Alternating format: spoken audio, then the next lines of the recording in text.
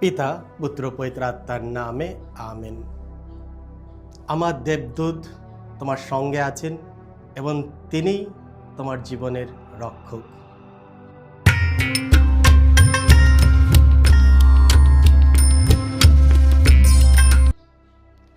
খ্রিস্টে আমার পরম প্রিয়জনেরা, আজ অক্টোবর মাসের 2 তারিখ বৃহস্পতিবার, আর আজকে ডেলি মান্না ঈশ্বরের বাণী প্রতিদিন নেওয়া হয়েছে মতিরচিত মঙ্গল সমাচার থেকে 18 অধ্যায় 1 থেকে 5 ও 10 পদ। এসব আমরা ভক্তিভাবে আজকের বাণীটি শুনি। সেই সময় শিষ্যরা যিশুর কাছে এসে প্রশ্ন করলেন, স্বর্গরাজ্যে কে সবচেয়ে বড়?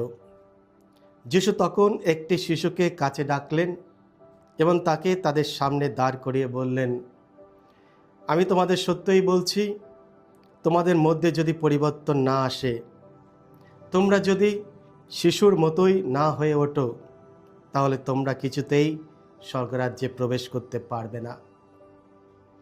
তাই যে নিজেকে এই শিশুর মতোই নম্র করে, স্বর্গরাজ্যে সেই সবচেয়ে বড়। আর যে কেউ আমার জন্য এরই মতো একটি শিশুকে গ্রহণ করে, সে আমাকেই গ্রহণ করে।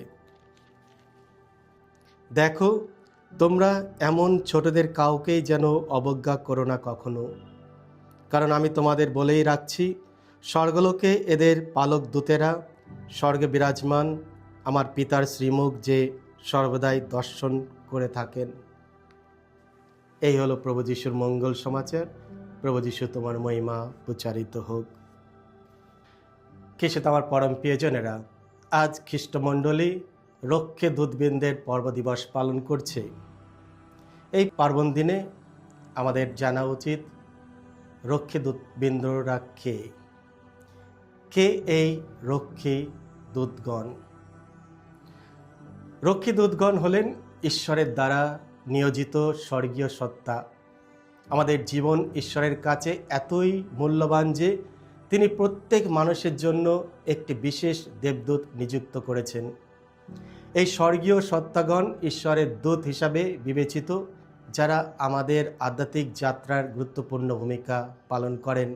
তারা আমাদের রক্ষা করেন, পথ নির্দেশ দেন এবং সান্ত্বনা প্রদান করেন।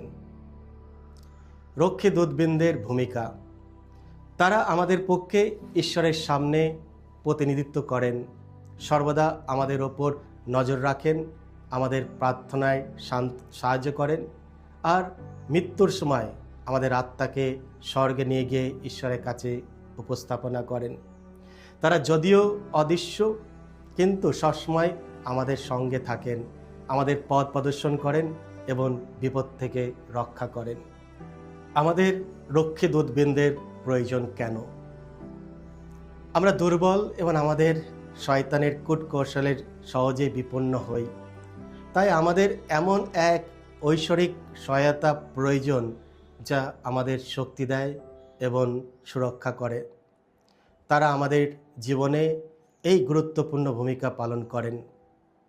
তাই তাদের প্রতি সর্বদাই কৃতজ্ঞতা ও সম্মান দেওয়া উচিত।